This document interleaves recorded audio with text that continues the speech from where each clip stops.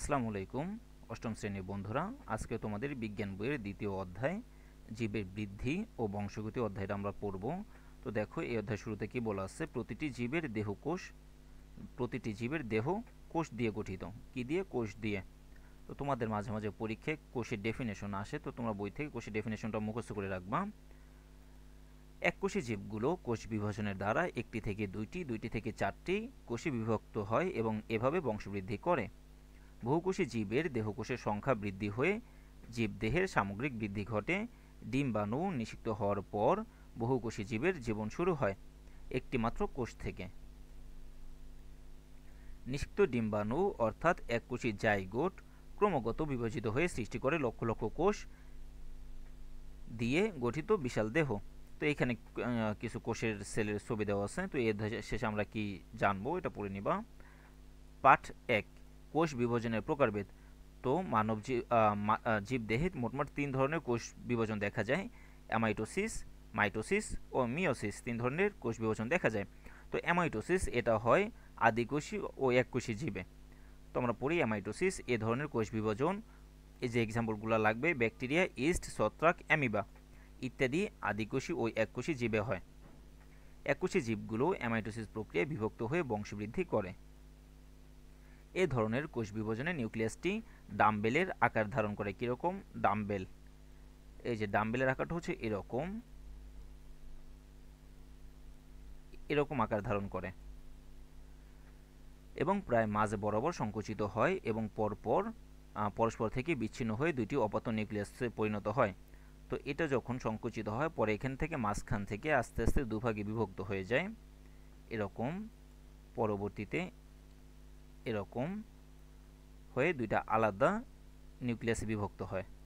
এটা একটা নিউক্লিয়াস, এটা একটা নিউক্লিয়াস।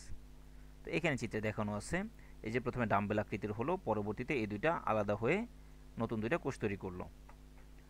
একই সময়ে সাইটোপ্লাজমও মাঝ বরাবর দিয়ে সংকুচিত হয়ে দুইটি কোষে পরিণত হয়। এ ধরনের বিভাজনে মাতৃকোষ অর্থাৎ মাতৃকোষ মানে হচ্ছে প্রধান কোষ, আর এই প্রধান কোষ ছিল এটা থেকে যেহেতু দুইটা উৎপন্ন হয়েছে, তাহলে এটা হচ্ছে আমাদের মাতৃকোষ, আর এগুলো আমাদের কন্যা কোষ বা ডটার সেল বা অপত্য কোষ। নিউক্লিয়াস এবং সাইটোপ্লাজম সরাসরি বিভক্ত হয়ে দুইটি অপত্য বা ডটার বা কন্যা সেল সৃষ্টি করে, তাই এদেরকে প্রত্যক্ষ বিভাজন বলে। তো প্রত্যক্ষ বিভাজন কোনটা? অ্যামাইটোসিস একটা প্রত্যক্ষ বিভাজন, অর্থাৎ সরাসরি বিভাজন। প্রত্যক্ষ মানে হচ্ছে সরাসরি। তারপরে মাইটোসিসটা খুব গুরুত্বপূর্ণ রিটেনের জন্য, এটা সিকিউতে আসবেই তোমাদের, অর্থাৎ সৃজনশীল প্রশ্নের জন্য। মাইটোসিস উন্নত শ্রেণীর প্রাণী এবং জীবদেহের দেহকোষ। কীরকম কোষ? দেহকোষ। জনন কোষ হবে না, শুধুমাত্র দেহকোষ মাইটোসিস প্রক্রিয়ায় বিভাজিত হয়। এ প্রক্রিয়ায় মাতৃকোষের নিউক্লিয়াস একবার বিভাজিত হয়ে সম আকৃতির। দেখো, মাতৃকোষের নিউক্লিয়াস কয়বার বিভাজিত হয়? একবার। মাতৃকোষ মানে হচ্ছে প্রধান কোষের নিউক্লিয়াস একবার বিভাজিত হয়ে সম আকৃতির, সমগুণ সম্পন্ন এবং সমসংখ্যক ক্রোমোজোম বিশিষ্ট দুটি অপত্য কোষ সৃষ্টি করে বা কন্যা কোষ সৃষ্টি করে। মাইটোসিস কোষ বিভাজনের ফলে প্রাণী এবং উদ্ভিদের দৈর্ঘ্য এবং প্রস্থে বৃদ্ধি হয়। এ ধরনের বিভাজন দ্বারা উদ্ভিদের ভাজক টিস্যুর কোষের সংখ্যা বৃদ্ধি ঘটে। খুব গুরুত্বপূর্ণ এমসিকিউ। এবার মিওসিস কোথায় হয়? জনন কোষে হয়। মিওসিস জনন কোষ উৎপন্ন হওয়ার সময় মিওসিস কোষ বিভাজন ঘটে। এ ধরনের কোষ বিভাজনে মাতৃকোষের নিউক্লিয়াসটি পরপর, দেখো মাইটোসিসে একবার নিউক্লিয়াস বিভাজিত হবে, কিন্তু মিওসিসে ক্রোমোজোম দুইবার বিভাজিত হবে। বিভাজিত হলেও ক্রোমোজোমের বিভাজন ঘটে মাত্র একবার, কিন্তু এখানে ক্রোমোজোমের বিভাজন হবে একবার। ফলে অপত্য কোষে ক্রোমোজোমের সংখ্যা অর্ধেক হয়ে যায়। খুবই গুরুত্বপূর্ণ, যার কারণে একে হ্রাসমূলক বিভাজনও বলে। তো দেখি, এ বিভাজন ক্রোমোজোমের সংখ্যা অর্ধেক হ্রাস পায় বলে এ ধরনের বিভাজনকে হ্রাসমূলক বিভাজনও বলে। জনন মাতৃকোষ থেকে পুং ও স্ত্রী গ্যামেট উৎপন্ন হওয়ার সময় এ ধরনের কোষ বিভাজন হয়। এবার যে মাইটোসিসের বৈশিষ্ট্য, এটা গ নাম্বারে এবং ঘ নাম্বারে আসতে পারে, খ নাম্বারেও আসতে পারে। তো দেখো কি বলতেছে মাইটোসিসের বৈশিষ্ট্য। তো মাইটোসিস কোষ বিভাজনে দেহকোষের এক ধরনের বিভাজিত পদ্ধতি, সেটা আমরা জানি। এই প্রক্রিয়ায় মাতৃকোষের নিউক্লিয়াসটি একবার মাত্র বিভাজিত হয়। মাতৃকোষ বিভাজিত হয়ে সমগুণ সম্পন্ন দুটি অপত্য কোষ বা ডটার সেল তৈরি করে। এ ধরনের বিভাজনে মাতৃকোষের ক্রোমোজোমের সংখ্যা এবং অপত্য কোষের ক্রোমোজোমের সংখ্যা সমান হয়, অর্থাৎ এটা ইকুয়েশনাল। অর্থাৎ ক্রোমোজোমের সংখ্যা অপরিবর্তিত থাকে। এ ধরনের বিভাজনে প্রতিটি ক্রোমোজোম লম্বালম্বী, দেখো কীভাবে লম্বালম্বী দুই ভাগে বিভক্ত হয়, ফলে সৃষ্ট নতুন কোষ দুটিকে ক্রোমোজোম সংখ্যা মাতৃকোষের ক্রোমোজোমের সংখ্যার সমান থাকে। এই মাইটোসিসকে ইকুয়েশনাল বা সমীকরণিক বিভাজনও বলে। এটা খ নম্বরের জন্য আসতে পারে যে সমীকরণিক বা ইকুয়েশনাল বিভাজন বলতে কি বুঝো। তারপরে মাইটোসিস কোথায় হয়? মাইটোসিস হয় দেহকোষে। তো দেহকোষ বলতে কি কি আছে সেটা আমরা দেখি। মাইটোসিস বিভাজিত প্রকৃত নিউক্লিয়াসযুক্ত জীবের দেহকোষে ঘটে। কোথায় ঘটে? দেহকোষে। আর মায়োসিস হয় শুধুমাত্র জননকোষে। উদ্ভিদের বর্ধনশীল অংশ, অর্থাৎ যেসব অংশ উদ্ভিদে বৃদ্ধি পায়, যেমন কাণ্ড, মূলের অগ্রভাগ, ভ্রূণমুকুল ও ভ্রূণমূল, বর্ধনশীল পাতা, মুকুল ইত্যাদিতে এ ধরনের বিভাজন ঘটে। আর প্রাণীদেহের কোথায়? দেহকোষে বা বডি সেলে ভ্রূণের পরিবর্ধনের সময় নিম্ন শ্রেণীর প্রাণী ও উদ্ভিদের অযৌন জননের সময় এ ধরনের বিভাজন ঘটে। তারপরে কোন কোন কোষে মাইটোসিস বিভাজন ঘটে না? কিছু কিছু কোষ আছে যেখানে মাইটোসিস বিভাজন ঘটে না, যেমন প্রাণীর স্নায়ু টিস্যুর স্নায়ু কোষে, প্রাণীর স্তন্যপায়ী, স্তন মানে হচ্ছে দুধ, আর হচ্ছে স্তন্যপায়ী হচ্ছে যেসব প্রাণী দুধ খেয়ে বড় হয়। লোহিত রক্তকণিকা, যেটাকে ইংলিশে রেড ব্লাড কর্পাসেল বা রেড ব্লাড সেল বলে, আরবিসি। তো এইখানে মাইটোসিস ঘটে না। কেন ঘটে না? কারণ আরবিসিতে বা লোহিত রক্তকণিকায় নিউক্লিয়াস থাকে না। অনুচক্রিকাও নিউক্লিয়াস থাকে না। তারপরে এবং উদ্ভিদের স্থায়ী টিস্যুর কোষের এ ধরনের বিভাজন ঘটে না। উদ্ভিদের স্থায়ী টিস্যু, তো এটা খুব গুরুত্বপূর্ণ এমসিকিউর জন্য। এবার মাইটোসিস কোষ বিভাজনের পদ্ধতি। তো মাইটোসিস একটা বড় কোষ বিভাজন প্রক্রিয়া। তো এটাকে মোটমাট 5টা ভাগে ভাগ করা হয়েছে বা 5টা ধাপে ভাগ করা হয়েছে। তো আমরা এটা দেখি। মাইটোসিস বিভাজনটি 2টি পর্যায়ে সম্পন্ন হয়। প্রথমবারে নিউক্লিয়াসে বিভাজন ঘটবে, দ্বিতীয়বারে সাইটোপ্লাজমের বিভাজন ঘটবে। নিউক্লিয়াসের বিভাজনকে বলা হয় কাইনেসিস, আর সাইটোপ্লাজমের বিভাজনকে বলা হয় সাইটোকাইনেসিস। মাইটোসিস কোষ বিভাজন একটি ধারাবাহিক পদ্ধতি। প্রথমে ক্যারিওকাইনেসিস অর্থাৎ নিউক্লিয়াসের বিভাজন ঘটবে, পরবর্তীতে সাইটোকাইনেসিস অর্থাৎ সাইটোপ্লাজমের বিভাজন ঘটবে। তবে ক্যারিওকাইনেসিস ও সাইটোকাইনেসিস শুরু হওয়ার আগে কোষটির নিউক্লিয়াস কিছুটা প্রস্তুতিমূলক কাজ করে, সেটাকে বলা হয় ইন্টারফেজ। তো এবার ক্যারিওকাইনেসিস। বিভাজিত কোষে নিউক্লিয়াসটি একটি জটিল পরিবর্তনের মাধ্যমে ক্যারিওকাইনেসিস সম্পন্ন করে। পরিবর্তনগুলো ধারাবাহিকভাবে ঘটে বোঝার সুবিধার্থে এই পর্যায়টিকে 5টি ধাপে ভাগ করা হয়। ধাপগুলো হলো প্রোফেজ, প্রোমেটাফেজ, মেটাফেজ, অ্যানাফেজ ও টেলোফেজ। তো প্রোফেজ ধাপে কি হয় দেখো। এটি মাইটোসিস কোষ বিভাজনের সবচেয়ে দীর্ঘ ধাপ। প্রোফেজ হচ্ছে সবথেকে দীর্ঘ ধাপ। এই ধাপগুলো তোমাদেরকে রিটেনের জন্য পড়তে হবে। এ ধাপে কোষে নিম্নলিখিত ঘটনাগুলো ঘটে। তো এটা আমাদের প্রোফেজ ধাপের চিত্র দেওয়া আছে। তো আমরা একটু দেখি প্রোফেজ ধাপে কি হচ্ছে। এই যে প্রথম অবস্থা বা প্রোফেজ ধাপ। তো এখানে কোষে নিউক্লিয়াস আকারে বড় থাকে। নিউক্লিয়ার জালিকা ভেঙে গিয়ে কতগুলো নির্দিষ্ট সংখ্যায় আঁকাবাঁকা সুতোর মতো অংশের সৃষ্টি হয়, এগুলোকে বলে ক্রোমোজোম। তো ক্রোমোজোমের ভিতরে ডিএনএ এবং আরএনএ থাকে। এরপর প্রতিটি ক্রোমোজোম লম্বালম্বিভাবে বিভক্ত হয়ে 2টি ক্রোমাটিড গঠন করে। এগুলো সেন্ট্রোমিয়ার নামক একটি বিন্দুতে যুক্ত থাকে। অর্থাৎ এই যে এখানে যে পেঁচানো জিনিসগুলো আছে, পেঁচানো এটা ভাগ হয়ে 2টা ক্রোমোজোমে পরিণত হয়। এরকম একটা ক্রোমোজোম। তো এই ক্রোমোজোম 2টা, এই যে মিডল একটা পয়েন্ট, এটাকে বলে সেন্ট্রোমিয়ার। এই সেন্ট্রোমিয়ার দ্বারা একে অপরের সাথে যুক্ত থাকে। তো সেটাই বলা আছে যে সেন্ট্রোমিয়ার নামক একটি বিন্দুতে যুক্ত থাকে। যেমন এই যে এটা হচ্ছে আমাদের সেন্ট্রোমিয়ার, এই যে মিডল পয়েন্টটা। তারপরে প্রোমেটাফেজ, এই ধাপটি স্বল্পস্থায়ী। নিউক্লিয়ার পর্দা ও নিউক্লিয়াসের প্রায় বিলুপ্ত ঘটে।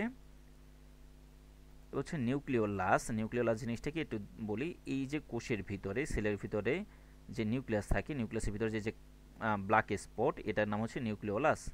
তো এটার কি হয়? এটার হচ্ছে এটা বিলুপ্ত হয়ে যায় হচ্ছে নিউক্লিয়ার পর্দা, অর্থাৎ এই যে বাইরের যে পর্দাটা, এই পর্দাটাও বিলুপ্তি ঘটে। তারপরে কোষগুলো উত্তর মেরু ও দক্ষিণ মেরু পর্যন্ত বিস্তৃত কতগুলো তন্তুর আবির্ভাব ঘটে, এগুলো মাকু আকৃতির ধারণ করে, তাই এদের নাম হচ্ছে স্পিন্ডল যন্ত্র। স্পিন্ডল যন্ত্রের মধ্যভাগকে বিষুবীয় অঞ্চল বলে। তো এই যে মিডল পয়েন্টটা, এটাকে বলে বিষুবীয় অঞ্চল। আর উপরের দিকে একদিকে হচ্ছে উত্তর মেরু, নিচের দিকে হচ্ছে দক্ষিণ মেরু। তো ক্রোমোজোমগুলো উত্তর মেরু আর দক্ষিণ মেরুর দিকে অগ্রসর হবে।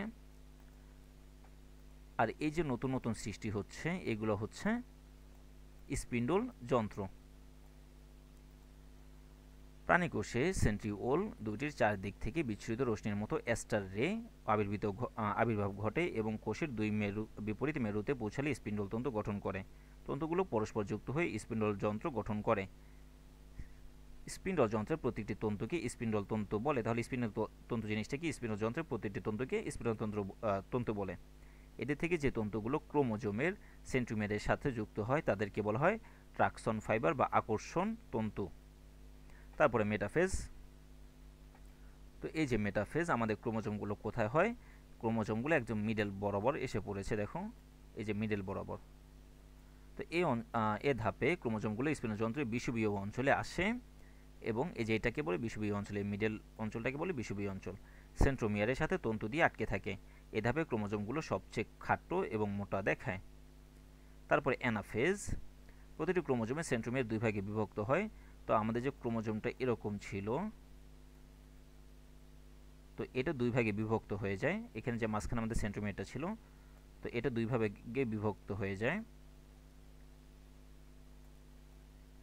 এরকম একটা হয়ে গেল আর এরকম একটা হয়ে গেল, এরকম দুই ভাগে বিভক্ত হয়ে যায়। তো এনাফেজ ধাপে প্রতিটি ক্রোমোজোম সেন্ট্রোমিয়ারে দুই ভাগে বিভক্ত হয়ে যায়। ফলে প্রত্যেক ক্রোমাটিডে একটি করে সেন্ট্রোমিয়ার থাকে। ক্রোমাটিডগুলো পরস্পর থেকে বিচ্ছিন্ন হয়ে যায়। এ অবস্থায় প্রতিটি ক্রোমাটিডকে অপত্য ক্রোমোজোম বলে। তো এই যে ক্রোমোজোমগুলো সেন্ট্রোমিয়ারের থেকে আলাদা হয়ে গেছে, তো এখানে বিভিন্ন আকার তৈরি হয়। এরপর ক্রোমোজোমগুলোর সাথে যুক্ত আকর্ষণ তন্তু সংকোচনের ফলে অপত্য ক্রোমোজোমের অর্ধেক উত্তর মেরুর দিকে, এই যে এটা আমাদের যদি উত্তর মেরু হয়, অর্ধেক উত্তর মেরুর দিকে চলে যাইতেছে, বাকি অর্ধেক দক্ষিণ মেরুর দিকে চলে যাচ্ছে। এই সময় সেন্ট্রোমিয়ারের অবস্থান অনুযায়ী ক্রোমোজোমগুলো ইংরেজি বর্ণমালার মতো ভি, এল, জে অথবা আই এর মতো আকৃতি ধারণ করে। তারপর টেলোফেজ। অপত্য ক্রোমোজোমগুলো বিপরীত মেরুতে এসে পৌঁছায়। এরপরে উভয় মেরুর ক্রোমোজোমগুলো ঘিরে নিউক্লিয়ার পর্দা ও নিউক্লিয়াস, আমাদের দ্বিতীয় ধাপে নিউক্লিয়ার পর্দা নিউক্লিয়াসে বিলুপ্ত ঘটেছিল। এখন নতুন করে এই যে এইখানে আমাদের দ্বিতীয় ধাপে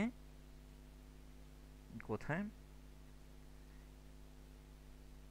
এই যে তৃতীয় প্রোমেটাফেজ ধাপে আমাদের নিউক্লিয়ার পর্দা ও নিউক্লিয়াস বিলুপ্ত হয়েছিল। এখন আবার নতুন করে এই দুটো আবির্ভাব ঘটবে, পুনঃ আবির্ভাব ঘটে এবং প্রাণীকোষে উভয় মেরুতে একটি করে সেন্ট্রিওল সৃষ্টি হয়। এ অবস্থায় ক্রোমোজোমগুলো সরু লম্বা আকার ধারণ করে এবং পরস্পরের সাথে জট পাকিয়ে নিউক্লিয়ার রেটিকুলাম গঠন করে। এভাবে কোষের দুই মেরুতে দুটি অপত্য নিউক্লিয়াস গঠিত হয় এবং ক্যারিওকাইনেসিস সমাপ্তি ঘটে। তারপর হচ্ছে সাইটোকাইনেসিস। তো আমাদের নিউক্লিয়াসে বিভাজন গেল, এবার আমাদের সাইটোপ্লাজমের বিভাজন। নিউক্লিয়াসের বিভাজন শেষ হওয়ার সাথে সাথে সাইটোকাইনেসিস শুরু হয়। প্রকৃতপক্ষে টেলোফেজ দশাতেই সাইটোকাইনেসিস শুরু হয়। টেলোফেজ ধাপের শেষে বিষুবীয় তলে এন্ডোপ্লাজমিক জালিকা ক্ষুদ্র ক্ষুদ্র অংশগুলো জমা হয় এবং এরা পরে মিলিত হয়ে কোষপ্লেট গঠন করে। কোষপ্লেট পরিবর্তিত ও পরিবর্ধিত হয়ে কোষপ্রাচীর গঠন করে। ফলে একটি মাতৃকোষ থেকে দুটি অপত্য কোষ সৃষ্টি হয়। তো এই যে সাইটোকাইনেসিসের ফিগার দেওয়া আছে এখানে, এটা দেখে নিবা। প্রাণীকোষের ক্ষেত্রে নিউক্লিয়াসের বিভাজনের সাথে সাথে কোষের মাঝামাঝি অংশ কোষ পর্দার উভয় পাশে থেকে দুটি খাঁজ সৃষ্টি করে। কোষ পর্দার এক খাঁজ ক্রমশ ভিতরের দিকে গিয়ে নিরক্ষীয় তল বরাবর বিস্তৃত হয় এবং মিলিত হয়ে দুটি অপত্য কোষ সৃষ্টি করে। ফলে তাহলে আমরা জানতে পারলাম উদ্ভিদ কোষের কোষ প্লেট গঠিত এবং প্রাণী কোষে ক্লিভেজ বা ফারোইং পদ্ধতিতে সাইটোকাইনেসিস ঘটে। তো মায়োসিস আমরা পরবর্তী ক্লাসে জানবো। সাথে থাকার জন্য ধন্যবাদ সবাইকে।